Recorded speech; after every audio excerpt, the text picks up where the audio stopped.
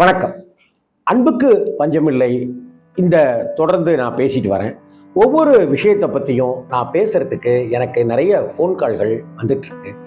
ஒவ்வொரு மனிதர்களும் எப்படிப்பட்ட வேதனைகளோடையும் எப்படிப்பட்ட வழிகளோடையும் இந்த வாழ்க்கையை நகர்த்திட்டு இருக்கிறாங்க, அல்லது யாரோ யாருக்கோ எதன் மூலமாகவோ எப்படியாகவோ ஒரு உதவியை செஞ்சிட்டு இருக்காங்க அப்படிங்கிறதையும் இந்த தொடரில் உங்களுக்கு நான் நிறையா சொல்லியிருக்கேன்.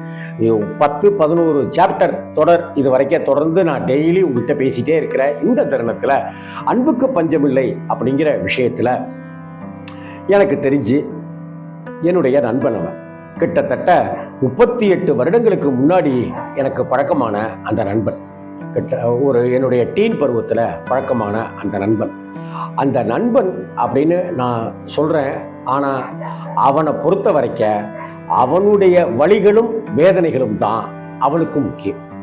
இதை தவிர வேற எதை பற்றியும் கவலைப்பட மாட்டான். உதாரணத்துக்கு நானும் அவனும் சைக்கிளில் போவோம். அப்படி சைக்கிளில் போனோம்னாக்க ஏதோ ஒரு பள்ளத்திலேயோ அல்லது ஏதோ ஒரு கல்தடிக்கையோ அப்படின்னு நாங்கள் விழுந்துருவோம். அப்படி விழுந்துட்டோம் அப்படின்னு சொன்னாக்க எனக்கு முட்டி பெயர்ந்து ரத்தம் கொட்டிக்கிட்டு இருக்கும். அவனுக்கு பெரிய காயங்கள் கூட இருக்காது. ஆனா அந்த பெரிய காயங்கள் ஏற்படாத நிலையிலும் கூட அவனுக்கு ஏதோ பெரிய காயம் ஏற்பட்டது போல ஒரு பாவராசி. இந்த உலகத்துல நாடகம் போட ஆரம்பிச்சிட்டோம், ஒரு டிராமா போட ஆரம்பிச்சிட்டோம் அப்படின்னா வாழ்க்கை முழுக்க நடிப்பு நடிப்பு நடிப்புன்னே இருக்கும். டிராமா டிராமா டிராமான்னே இருக்கும். இங்க கொஞ்சம் வாடா மாப்ள அப்படின்னு சொன்னாக்க இருடா நான் வரேன்டா அப்படின்னுவான். அவன் சட்டையில் அழுக்கப்பட்டிருக்காது, பேண்ட்டில் அழுக்கப்பட்டிருக்காது, காயம் இருக்காது. ஆனால் என் முட்டி பெயர்ந்து ரத்தமாகி என்னுடைய கையிலையோ ஏதோ கூட அந்த இடத்துல கிழிஞ்சிருக்கும். ஆனால் அதை ஒரு பொருட்டாவே எடுத்துக்க மாட்டான். அதே போல் என்னுடைய ஃப்ரெண்டு அவனுடைய தங்கச்சிக்கு மஞ்சக்காமாலை வந்துருச்சு அப்படின்னு சொல்லி இன்னொரு நண்பன் அவன். அந்த ஃப்ரெண்டு மஞ்சக்காமாலை வந்துருச்சு என் தங்கச்சிக்கு, ரொம்ப முடியல, அதனால ஸ்கூலுக்கு போகிறோடா அப்படின்னு சொல்கிறான். அப்படி சொல்லும்போது என்ன பேசணும் அப்படிங்கிற ஒரு இங்கீதம்ங்கிறதே அந்த என்னுடைய அந்த சைக்கிள் பார்ட்டி சொன்னேன் அவன்கிட்ட இருக்க. என்ன அப்படின்னா உடனே அவன் என்ன சொல்லுவான், மஞ்சக்காமாலையா? ஐயோ, எங்க சித்தப்பா ஒருத்தர் மஞ்சக்காமாலை சொத்து போயிட்டு வர்றா அப்படின்னா. பாவண்டா அவரு, சின்ன வயசு தான்டா எங்க சித்தப்பாவுக்கு, 44 வயசு 45 வயசு தான் தெரியுமா? ஆமாண்டா, எனக்கு சாக்லேட்லாம் வாங்கி தருவாரு, எனக்கு பிரிட்டானியா பிஸ்கட்லாம் வாங்கி தருவாருடா அப்படின்வான்.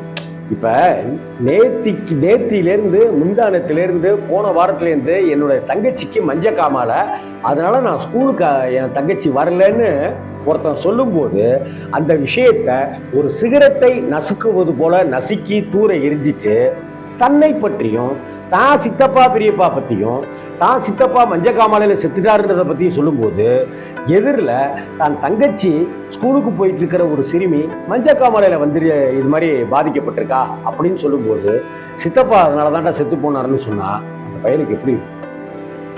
எவ்வளோ வலி இருக்கும், எவ்வளோ பயம், எவ்வளவு கலவரம் இருக்கும். அதுக்கப்புறம் அவன் ஒரு மாதிரி ஆயிட்டான். அவன் மாப்பிள்ள வரண்டா அப்படின்னு சொல்லிட்டு சைக்கிள் எடுத்துகிட்டு போயிட்டான். உனக்கு அறிவு இருக்காடா? அவன் தங்கச்சிக்கு மஞ்சக்காமாலை வந்திருக்கு, ரொம்ப முத்திருச்சு அப்படின்ட்டுலாம் சொல்லிட்டு இருக்கான். நீ என்னடானாக்க உன் சித்தப்பாவுக்கும் மஞ்சக்காமாலை செத்து போயிட்டாருன்னு சொல்ற. வேற என்ன சொல்ற? சித்தப்பா பற்றி என்ன சொல்ற? யாராவது மஞ்சக்காமாலை போச்சிட்டாங்க அப்படிங்கிற விஷயத்த சொல்லு. எனக்கு தெரிஞ்சு மஞ்சக்காமாலையில் வந்துட்டாக்க எல்லாரும் செத்துதாண்டா போயிருக்காங்க அப்படின்னு. அப்படி உனக்கு உன்னுடைய சிற்றறிவுக்கு மஞ்சக்காமாலை செத்து போனவங்களை பற்றி மட்டும்தான் தெரியும்னா நீ வாயை மூடிட்டு கடை. செத்து போனவங்க பட்டியல் எல்லாமா சொல்ல சொல்லுவாங்க. அப்ப அவன் பாவம் ஒரு மாதிரி ஆயிட்டான்டா அவன் அப்படின்னு சொன்னான். அதுக்கப்புறமா நான் இவனை கொண்டு போய் அவங்க வீட்டில் விட்டுட்டு நேராக எங்கள் அம்மாட்ட போய் இந்த விஷயத்த சொன்னேன். எங்கள் அம்மா என்ன பண்ணாங்க, வாடா அப்படின்னு சொல்லி என்னை கூட்டிக்கிட்டு எங்கள் வீட்டுக்கு பக்கத்தில் ஒரு பிள்ளையார் கோவில், அந்த பிள்ளையார் கோவிலுக்கு கூட்டிகிட்டு போய் ஒரு செதிர்காயை வீட்டிலேருந்து காய் எடுத்து தேங்காய் எடுத்து அந்த செதிர்காயை உடடா அப்படின்னு சொல்லி வேண்டிக்கிட்டாங்க. அப்படி செதிர்காயை கண்ணை மூடி வேண்டிக்கிற பிள்ளையார்கிட்ட உன் ஃப்ரெண்டோட தங்கச்சி பேர் என்னடா அப்படின்னு சொன்ன. செண்பகவல்லி அப்படின்னு சொன்னேன். அந்த செண்பகவல்லி நல்லாயிடணும் அப்படின்னு சொல்லி வேண்டிக்க வேண்டிக்கிட்டு இந்த சதுரகாயை உட அப்படின்னாங்க. வேண்டிக்கிட்டு சதுரகாயை உடைச்சேன். அங்கே விபூதி அங்கேயே இருக்கும். அப்போல்லாம் அந்த கோயிலில் குருக்கள் பூசாரி அது மாதிரிலாம் யாரும் கிடையாது. அந்த கோயிலில் ஒரு சின்ன கிண்ணத்தில் கதவுக்கிட்ட விபூதி டப்பா இருக்கும். அதுலேருந்து விபூதி எடுத்தாங்க, எனக்கு பூசி விட்டாங்க. அந்த விபூதியை கொஞ்சம் கையில் எடுத்துக்கிட்டு போய் அவங்க வீட்டில் கொடுத்துருவாடா போடா அப்படின்னு சொன்னாங்க. அப்படியே விறுவிறுன்னு நான் வீட்டுக்கு போய் அந்த என் ஃப்ரெண்டு வீட்டுக்கு போய் மூச்சு இறக்க ஓடி போய் நிற்கிறேன். நான் என்னடா மாப்பிள அப்படின்னா, இல்லைடா நானும் எங்கள் அம்மாவும் போயிருந்தோம். என்னடா ராம்ஜி அப்படின்னு என் ஃப்ரெண்டோட அம்மா கேட்குறாங்க. ஒன்றும் இல்லைம்மா, எங்கள் அம்மாட்ட செண்பகத்துக்கு இது மாதிரி மஞ்சக்காமாலன்னு சொன்னேன். உடனே எங்கள் அம்மா வந்து நம்ம பிள்ளையார் கோயில் இருக்குல்ல, நார்த்திரி பிள்ளையார் கோயில், அதுக்கு என்னை கூட்டிகிட்டு போனாங்க. ஏதோ சாமியெல்லாம் கும்பிட்டாங்க, என்னையும் கும்பிட சொன்னாங்க. அந்த பொண்ணு பேர் என்னடா அப்படின்னு சொல்லி கேட்டாங்க. செண்பகவல்லி அப்படின்னு சொன்னேன் நான். உடனே சாமியை கொடுத்து சதுரகாய் உடைக்க சொன்னாங்க. அந்த விபூதியை எடுத்து கொடுத்து செண்பகத்திட்ட போய் கொடுத்து நெத்தியில் இட்டு விட சொல்ல அவங்க அம்மாவை அப்படின்னு சொன்னாங்க. சீக்கிரம் குணமாயிருமா அம்மா, செண்பகத்துக்கு இட்டு விடுங்கம்மா அப்படின்னு நான் சொன்னேன். உடனே அவங்க அம்மா அழ ஆரம்பிச்சிட்டாங்க.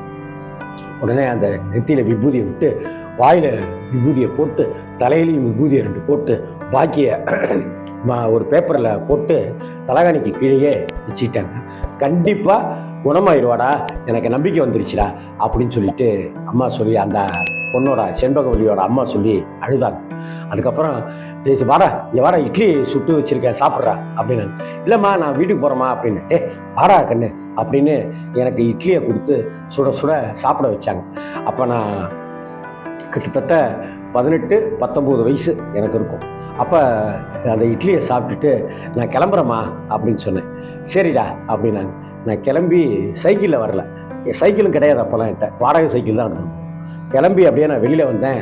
அந்த என் ஃப்ரெண்டு அவன் ஓடி வந்து மாப்பிள அப்படின்னா, என்னடா மச்சான் அப்படின்னு. இப்போ தான் தேங்க்ஸு அப்படின்ட்டுலாம் சொல்கிறோம், நன்றி அப்படின்ட்டுலாம் சொல்கிறோம். அப்போல்லாம் அந்த வயசில் அதெல்லாம் தெரியாதுல்ல. இப்போல்லாம் ஹக் பண்ணிக்கிட்டுமா அப்படின்லாம் சொல்லி கேட்டு ஒரு அணைச்சிக்கிறோம். ஆனால் அப்போ அந்த எங்களுடைய காலகட்டங்களில் 80கள் அதெல்லாம் தெரியாது. ஓங்கி முதுகில் சுள்ளுன்னு அடித்தான். மாப்பிள்ள செண்பகம் எப்படியும் பொழைச்சிருண்டா, என் தங்கச்சி பொழைச்சிருவாடா அப்படின்னு சொல்லி அவன் சொன்னான். அதுக்கப்புறம் ஒரு 20 நாள் கழித்து அந்த கஷாயம்லாம் கொடுத்து மஞ்சக்காமாலைக்கு உண்டான மருந்தெல்லாம் கொடுத்து கொஞ்சம் கொஞ்சமாக தேறின அந்த செண்பகவல்லி இன்னைக்கு எம்எஸ்சி பிஎடெல்லாம் முடிச்சுட்டு ஒரு ஸ்கூலில் டீச்சராக வேலை பார்த்துட்ருக்காங்க. 3 குழந்தைகள் ஜாம்னு ரொம்ப சத்தான குழந்தைகளாக அந்த பசங்களும் நல்லபடியாக வளர்ந்துருக்காங்க. இதை எதுக்கு நான் இங்கே சொல்கிறேன் அப்படின்னு சொன்னாக்க, இதுக்கு காரணம் அந்த எங்கள் அம்மாவா, நானா, அந்த நார்த்தடி அரச மரத்தடி பிள்ளையாரா, அந்த சிதறுகாயா, அந்த விபூதியா, அந்த அம்மா நெத்தியில் விபூதியை இட்டு விட்டாங்களே செண்பகவல்லிக்கு அதுவா, இல்லை என் நண்பன் என் முதுகில் ஓங்கி அரைஞ்சாங்க அதுவா, இல்லை நம்பிக்கை. இந்த உலகத்தில் நம்பிக்கையை நாம் வச்சுக்கணும். அந்த நம்பிக்கையை எல்லாருக்கும் ஒரு நெல் தூவுறாங்க பாருங்க, ஒரு விதை தூவுறாங்கல்ல, அது மாதிரி நம்பிக்கையை அப்படியே தூவிக்கிட்டே இருக்கும். அப்படி நம்பிக்கையை தூவிக்கிட்டே இருக்க எல்லாருக்குள்ளாரையும் ஒரு நம்பிக்கை ஒரு விருட்சமா பேரூன்றி வளர தொடங்கிடும். அதைத்தானே சொல்றோம் நம்ம பாசிட்டிவ் எனர்ஜின்லாம் இன்னைக்கு இல்லை. அந்த செண்பகவல்லி இன்னைக்கும் சௌக்கியமா இருக்கா. அதை என்னை இன்னமும் அண்ணன்னு கூப்பிடுவா என்னை. அந்த அந்த பாசத்துக்குரிய அந்த செண்பகவல்லி இன்னைக்கு சௌக்கியமா இருக்கா. அதுக்கு ஏதோ ஒரு வகையில் அந்த நார்த்தடி அரச மரத்தடி பிள்ளையாரும் ஒரு காரணம், எங்கள் அம்மாவும் ஒரு காரணம். சுட சுட அந்த இட்லியையும் மிளகா சட்னியையும் அந்த அம்மா வச்சு சாப்பிட்றாராம்ஜி அப்படின்னு சொல்லி கொடுத்தாங்கல்ல, அந்த 2 இட்லியினுடைய அந்த ஆவி பறக்கிற அந்த இட்லியையும் சுள்ளுன்னு காரம் ஏறின அந்த மிளகா சட்னியையும் என் வாழ்க்கையில் மறக்கவே முடியாது. இன்னமும் அவன் முதுகில் அந்த அடி பலார்னு அடித்து அந்த சந்தோஷத்தை வெளிப்படுத்தினானே, அந்த நட்பையும் அன்பையும் மறக்க முடியாது. இந்த உலகத்தில் நம்பிக்கைக்கும் பஞ்சம் இல்லை, அன்புக்கும் பஞ்சம் இல்லை. வணக்கம்.